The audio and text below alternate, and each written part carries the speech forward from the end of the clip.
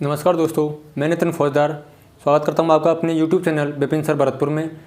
हमने राजस्थान कला संस्कृति के अंतर्गत लोक देवताओं के अंतर्गत हम 2 लोक देवता पहले ही पढ़ चुके हैं, जिन्हें बाबा रामदेव और पाबू जी को हम पढ़ चुके हैं। अब हम बात करते हैं अपने अगले लोक देवता गोगा जी। किसके बारे में? गोगा जी।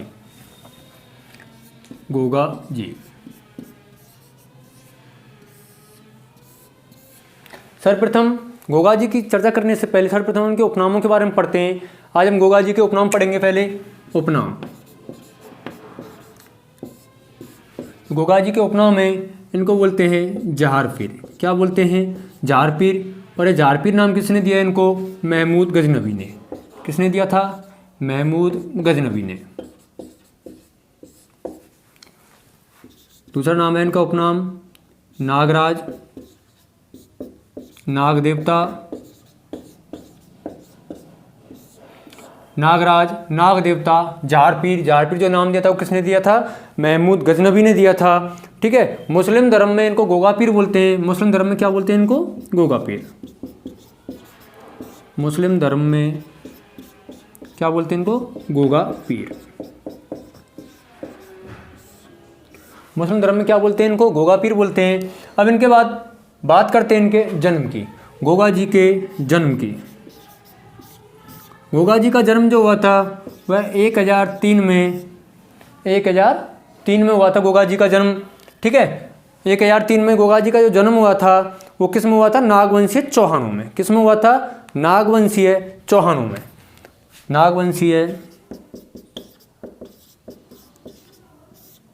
नागवंशीय चौहान परिवार में हुआ था।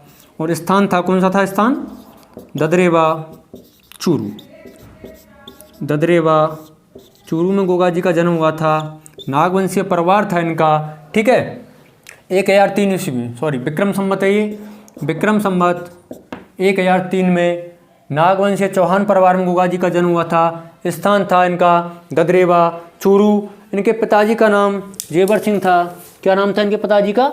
जेवर सिंह। इनके पिताजी कौन थे? जेवर सिंह। इनकी जो माताजी का नाम था वह था बाछल। पिताजी का नाम क्या था? जेवर सिंह था। माता का क्या नाम था? बाछल था। पत्नी का नाम क्या था? केमल दे। पत्नी थी केमल दे। पत्नी का नाम क्या था? केमल दे था। पिताजी का नाम जेवर सिंह था। माताजी का नाम बाछल दे था। अब इनका केमल दे का कई जगह नाम मिलता है केलम दे। कई जगह क्या मिल जाता है इनका नाम? केलम दे। ठीक है। पिताजी का नाम जेवर। जन्म कब हुआ था? विक्रम संवत 1003 में। नागवंशीय चौहान परिवार में हुआ। स्थान था इनका ददरेवा चूरू था इनका स्थान। ठीक है। पिताजी का नाम जेवर सिंह था। माता का नाम बाछल था। पत्नी का नाम क्या था? केलम दे या केमल दे। केलम दे या केमल दे। अब बात करते हैं इनकी जन्म की। तो इनकी जो पहले ही बात करते हैं इनकी घोड़ी की। इनकी जो घोड़ी थी नीली घोड़ी। कौन सी थी? नीली घोड़ी। इसलिए इनको बोला जाता है नीली घोड़ी के सवार। नीली घोड़ी के सवार। इनके जो गुरु थे, इनके कौन थे? गुरु। इनके गुरु थे गुरु गोरखनाथ। कौन से थे? गुरु गोरखनाथ। इनके जन्म के संबंध में एक किंवदंती ऐसे बताते हैं ये लोग कि माता बाछल को शादी के कई वर्षों तक कोई बच्चा पैदा नहीं हुआ। तब इनके गुरु गोरखनाथ ने, इनके जो गुरु गोरखनाथ थे वो गोगा जी के पिताजी के भी गुरु थे। और इन गुरु गोरखनाथ के आशीर्वाद के स्वरूप माता बाछल को इनके गुरु गोरखनाथ के द्वारा एक गूगल दिया गया। क्या दिया गया था? गूगल। क्या दिया गया था? एक गूगल दिया गया था। और इसी गूगल को खा करके माता बाछल क्या हुई थी? गर्भवती हुई थी। ठीक है। इस कारण होने वाली जो संतान का नाम ऐसे बताते हैं कि इनकी जो बहन थी, जेवर सिंह की जो बहन थी, इन्होंने अपने भाई को बता दिया, गलत कान भर दिया। ऐसा बताते हैं कि इनके बारे में उल्टा सीधा बोल दिया बाछल के बारे में। और इसी बात से नाराज होकर जेवर सिंह ने बाछल को कहाँ भेज दिया? इनकी माता को, गोगा जी की को इनके गाँव भेज दिया। जब ये गाँव जा रहे थे रास्ते में, तो रास्ते में गोगा जी ने अपने माँ के उधर से प्रार्थना की भगवान से कि हे प्रभु, मेरा जन्म मेरे पिता के ही गांव में होना चाहिए। यदि मैं और किसी जगह हुआ या अपनी गांव की सीमा से बाहर हुआ तो मैं क्या कहलाऊँगा? नड़िया। क्या कहलाऊँगा? नड़िया। तो इसलिए ऐसा बताते हैं उसी टाइम जिस बैलगाड़ी में बैठ कर के माता बाछल जा रही थी उस बैलगाड़ी के एक बैल को क्या खा गया, सांप खा गया, और सांप खा गया, इसी वजह से उनको वापस कहाँ आना पड़ा, ददरेवा आना पड़ा इनकी माता को। और गोगा जी का जन्म कहाँ पर हुआ, ददरेवा में। अब इनके नाम के संदर्भ में ऐसा बताते हैं कि इनका जो नाम था ये गोगा जी, यह गुरु गोरखनाथ के अगले अक्षर गो प्लस गाय माता के नाम क्या है, गा, तो इनको मिलाकर के इनका नाम क्या रख दिया, गोगा। क्या रख दिया, गो। यानी इनका जो नाम का पहला अक्षर है वह इनके गुरु के नाम गोरखनाथ जी को प्रदर्शित करता है, और जो इनका दूसरा अक्षर है वो गा, यानी इनके मतलब गाय माता के नाम को प्रदर्शित करता है। अब बात करते हैं आगे की। इनका जो भाई थे चचेरे भाई, उनका नाम था अर्जुन और सर्जुन। क्या नाम था, अर्जुन और सर्जुन।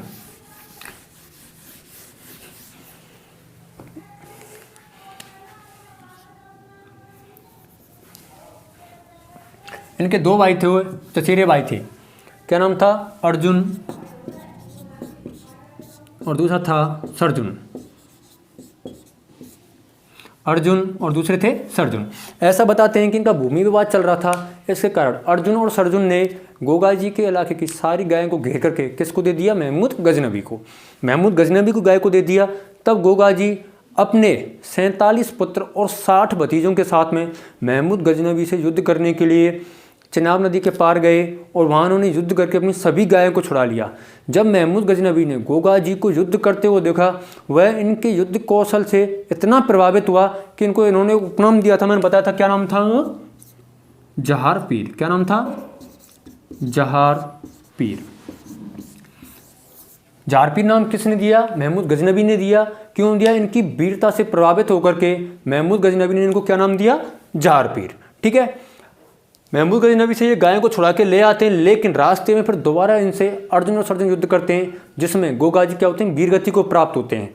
गोगा जी वीरगति को प्राप्त होते हैं। जब गोगा जी वीरगति को युद्ध में प्राप्त हो जाते हैं, और उसी युद्ध में इनके 47 पुत्र और 60 भतीजे भी वीरगति को प्राप्त हो जाते हैं। तो ऐसा बताते हैं जो गोगा जी का जो सिर है, गोगा जी का जो सिर है वह कट के कहाँ पर गिरा, शीर्ष मेढ़ी।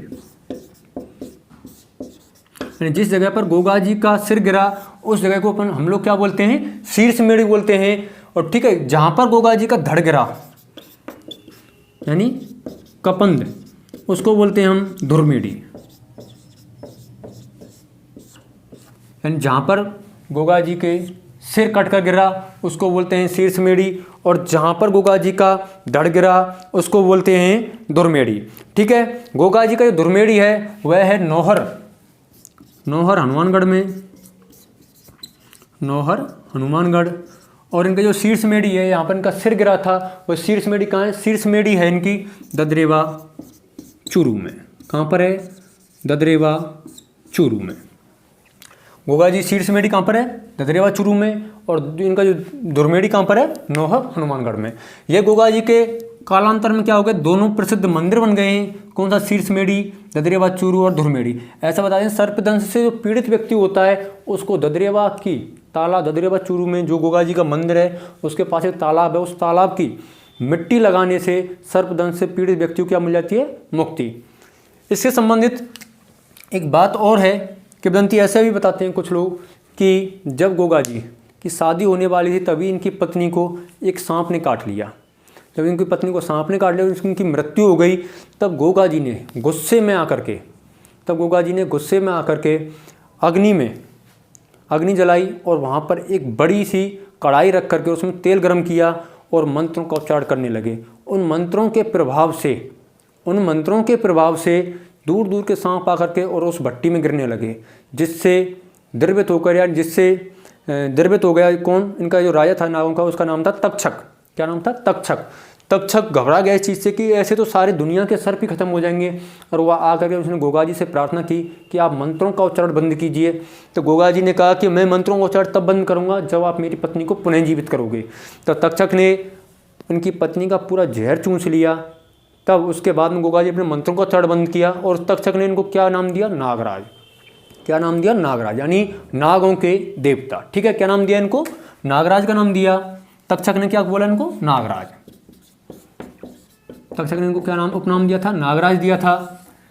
ठीक है, अब बात इसीलिए यहाँ पर ददरियाबाद चूरू के तालाब की जो मिट्टी है उसको सर्पदंश से पीड़ित व्यक्ति को यदि लगा दिया जाता है तो व्यक्ति पूर्णतः ठीक हो जाता है। ऐसा बताते हैं कि सर्वप्रथम आयुर्वेद में सर्वप्रथम आयुर्वेद में सर्पदंश से जो व्यक्ति पीड़ित होता है, यानी सांप के कांटे से जो व्यक्ति पीड़ित होता है, उस व्यक्ति का गौमूत्र से सर्वप्रथम जो इलाज किसने किया था? गोगा जी ने। यानी सर्पदंश से पीड़ित व्यक्ति को गौमूत्र से इलाज किसके द्वारा किया गया? गोगा जी के द्वारा। ठीक है, सर्वप्रथम आयुर्वेद में गौमूत्र से सर्पदंश का इलाज किसने किया? गोगा जी के द्वारा किया गया। अब इस युद्ध की बात करते हैं कि इस युद्ध का जो वर्णन है, कौन से युद्ध का? महमूद गजनवी का और गोगा जी के जो युद्ध का जो वर्णन है उसका वर्णन कहाँ पर मिलता है? उसके वर्णन की हम बात करते हैं। इस युद्ध का जो वर्णन है वह 2-3 अपने ग्रंथों में मिलता है। एक है अपनी रणकपुर प्रशस्ति। कौन सी? रणकपुर प्रशस्ति में भी इस युद्ध के बारे में बताया है। दयालदास श्री ख्यात में बताया गया है। रणकपुर प्रशस्ति, दयालदास श्री ख्यात, और एक रणकपुर प्रशस्ति, दूसरे दयालदास श्री ख्यात, और अपने एक तीसरा जो ग्रंथ है, जो गुजराती ग्रंथ है, उसका नाम है श्रावक वृत्तादि अतिचार। क्या नाम है? श्रावक वृत्तादि अतिचार। यह एक गुजराती भाषा का ग्रंथ है। किस भाषा का ग्रंथ है ये? गुजराती भाषा का। गुजराती भाषा का कौन सा ग्रंथ है? श्रावक वृत्तादि अतिचार। और रणकपुर प्रशस्ति और दयालदास श्री ख्यात में गोगा जी और महमूद गजनवी के बीच में जो युद्ध हुआ था उस युद्ध का क्या किया गया है? वर्णन कराया गया है। ठीक है, बात करते हैं हम गोगा जी के मंदिरों की। गोगा जी के उपनाम हमने पढ़ लिए, गोगा जी का जन्म पढ़ लिया। ठीक है, अब बात करेंगे गोगा जी के प्रमुख मंदिर। गोगा जी के प्रमुख मंदिर कहाँ कहाँ हैं और इनके मंदिर कौन कौन से हैं?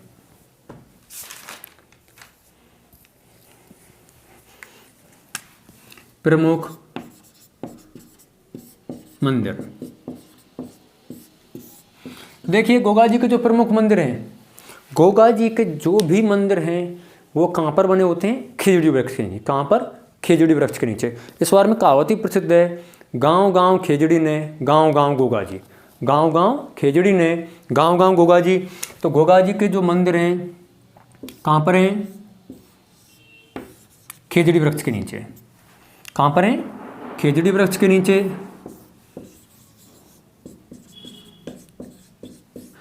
खेजड़ी वृक्ष के नीचे।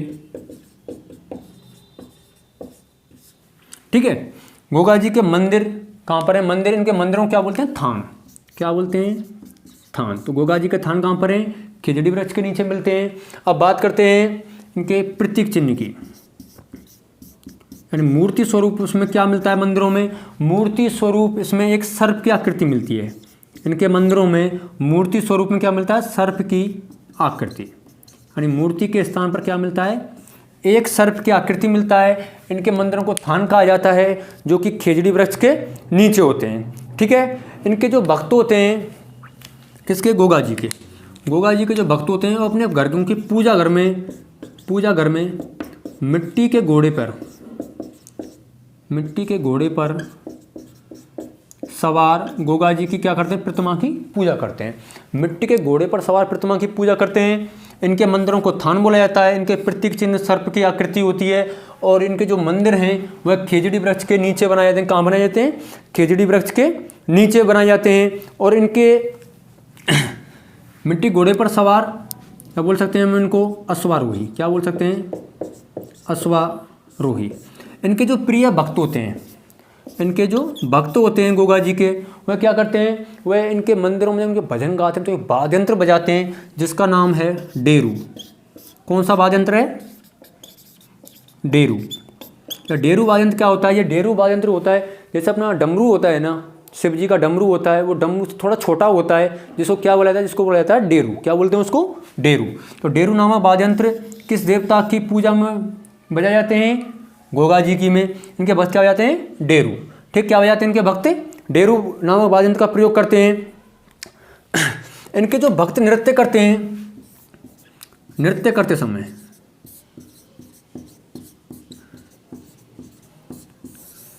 भाई ये वाद्य यंत्र तो गोगा जी की महिमा में बजाए जाते हैं, नहीं उनकी पूजा की जाती है तब कौन सा वाद्य यंत्र बजाते हैं, डेरू बजाते हैं। लेकिन जब नृत्य करते हैं तब वो नगाड़े ढोल बजाते हैं, जिनको क्या बोलते हैं, माठ। क्या बोलते हैं नगाड़े ढोलों को, माठ। तो पेपर में यदि क्वेश्चन पूछा जाए कि गोगा जी के भक्त किस वाद्य यंत्र का प्रयोग करते हैं तो डेरू का करते हैं। और यदि पेपर में क्वेश्चन ऐसे इस प्रकार आ जाए कि गोगा जी के भक्त नाचते समय किस वाद्य यंत्र का प्रयोग करते हैं, नगाड़े या ढोलों का प्रयोग करते हैं, उन ढोलों को क्या बोलते हैं, उन ढोलों को बोलते हैं, नगाड़े ढोलों को माठ। क्या बोला जाता है उनको, माठ। ठीक है, ढोलों को बोला जाता है माठ। और जो भक्त किस वाद्य यंत्र का प्रयोग करते हैं वह डेरू नामक वाद्य यंत्र का प्रयोग करते हैं। किसका करते हैं, डेरू नामक वाद्य यंत्र का प्रयोग करते हैं। इनकी जो प्रमुख मंदिर हैं वह एक है दुर्मेड़ी। कौन सा है, दुर्मेड़ी। हमने पहले बता दिया है आपको कि दुर्मेड़ी कहाँ पर पड़ता है, दुर्मेड़ी कहाँ पर पड़ता है, और शीर्षमेड़ी कहाँ पर पड़ता है। शीर्षमेड़ी पड़ता है अपना जहाँ पर गोगा जी का सिर गिरा उसको बोलते हैं शीर्षमेड़ी, जहाँ पर गोगा जी का सिर गिरा उसको बोलते हैं शीर्षमेड़ी, और जहाँ पर गोगा जी कपंद, कपंद बोलते हैं धड़ को, यानी बिना सिर के शीश को, बिना सिर के जो शरीर होता है उसको बोलते हैं अपन कपंद बोलते हैं। वो कपंद कहाँ पर गिरा, दुर्मेड़ी पर। और दुर्मेड़ी कहाँ पर है, नौहर। कहाँ पर है ये, नौहर हनुमानगढ़ में। और शीर्षमेड़ी कहाँ पर है, ददरेवा चूरू में। दुर्मेड़ी कहाँ पर है, नौहर, और नौहर कहाँ पर है, हनुमानगढ़। दुर्मेड़ी कहाँ पर है, नौहर में है, नौहर कहाँ पर है, हनुमानगढ़ में है। ठीक है, आगे बात करते हैं इनके मेले की। तो इनका जो मेला है वो भाद्रपद कृष्ण नवमी गोगा जी का जो मेला लगता है वह दुर्मेड़ी पर कब लगता है, भाद्रपद कृष्ण नवमी को लगता है। और भाद्रपद कृष्ण नवमी की स्थिति को क्या बोलते हैं, इसको हम गोगा नवमी बोलते हैं। क्या बोलते हैं, गोगा नवमी। भाद्रपद कृष्ण नवमी क्या बोलते हैं, गोगा नवमी बोलते हैं। और दुर्मेड़ी पर मेला लगता है। अच्छा, इस दुर्मेड़ी का निर्माण करवाया वो करवाने वाले थे फिरोज शाह तुगलक। कौन थे, फिरोज शाह तुगलक। फिरोज शाह तुगलक के द्वारा दुर्मेड़ी का निर्माण करवाया गया। और इस दुर्मेड़ी के जो मुख्य द्वार था उस पर बिस्मिल्लाह का चिन्ह अंकित करवाया। किसका, बिस्मिल्लाह का चिन्ह। बिस्मिल्लाह का चिन्ह क्या करवाया, अंकित करवाया। किस पर, दुर्मेड़ी का जब निर्माण करवाया, निर्माण करवाने वाले थे कौन, फिरोज शाह तुगलक। किसका चिन्ह अंकित करवाया इसके मुख्य द्वार पर, बिस्मिल्लाह का चिन्ह अंकित करवाया। अब जो उनका वर्तमान स्वरूप है, इस मंदिर का जो वर्तमान स्वरूप है वह वर्तमान स्वरूप महाराजा गंगा सिंह के द्वारा दिया गया। किसके द्वारा, महाराजा गंगा सिंह। और महाराजा गंगा सिंह कहाँ के थे, किस रियासत के शासक थे, बीकानेर। बाद में महाराजा गंगा सिंह बीकानेर रियासत के जो शासक थे उनके द्वारा इस दुर्मेड़ी का पुनर्निर्माण करवाया गया। तो इनका पुनर्निर्माण बोल सकते हैं, इनका वर्तमान स्वरूप बोल सकते हैं। ऐसे पेपर में ऐसे ही बोल सकते हैं कि दुर्मेड़ी के वास्तविक स्वरूप का जो निर्माण करवाया वो किसके द्वारा करवाया गया है, महाराजा गंगा सिंह के द्वारा करवाया है।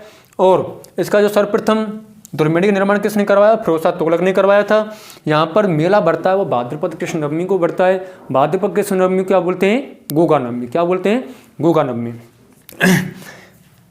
इसी दुर्मेड़ी के पास में इनके गुरु जो थे वो थे गोरखनाथ। कौन से थे, गुरु गोरखनाथ। गुरु गोरखनाथ की तपस्या स्थली कहाँ पर है, दुर्मेड़ी के पास में ही है। और ये जो दुर्मेड़ी है इसके जो आसपास का जो वो होता है जंगल है, क्या है, जंगल है। इस जंगल को क्या बोलते हैं, पड़ीरोपण। क्या बोलते हैं, पड़ीरोपण।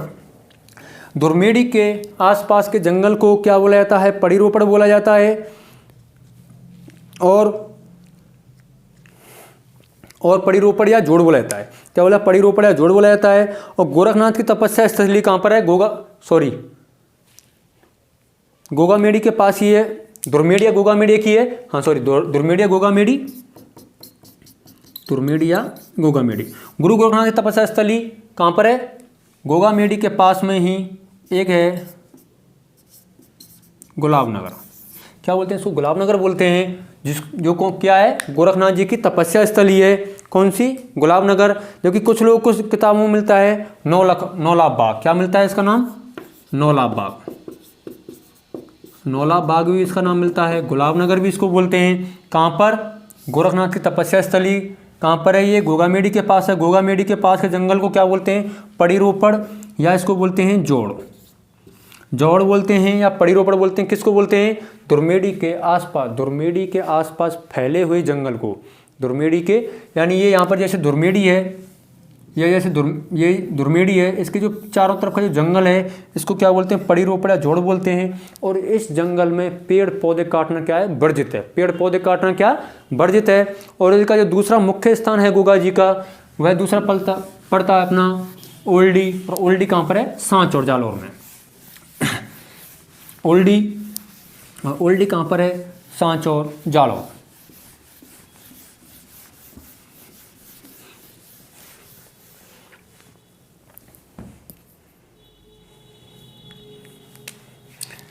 जिसका नाम है गोगा जी की ओल्डी। क्या बोलते हैं इसको?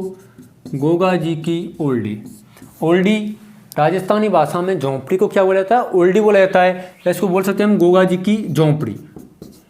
क्या बोल सकते हैं इसको? गोगा जी की हम इसको झोंपड़ी बोल सकते हैं। राजस्थानी भाषा में झोंपड़ी को ओल्डी बोला जाता है। और ये कहाँ पर है? सांच और जालौर में।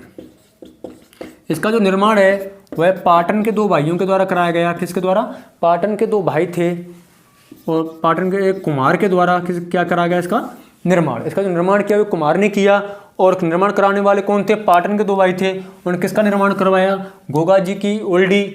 गोगा जी की ओल्डी, या ओल्डी को राजस्थानी भाषा में झोंपड़ी को क्या बोलते हैं?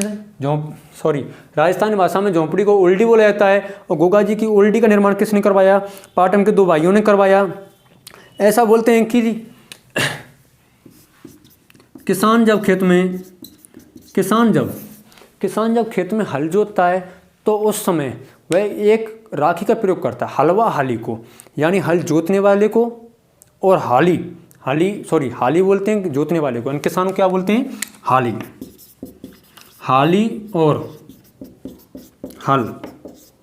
हाली और हल दोनों को गोगा जी के नाम का एक धागा बांधा जाता है जिसको बोलते हैं गोगा राखड़ी।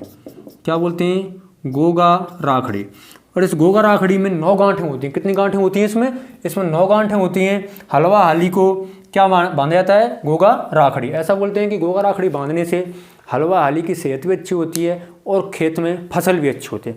ठीक है, आज के लिए बस इतना ही। मिलते हैं अपनी नेक्स्ट क्लास में।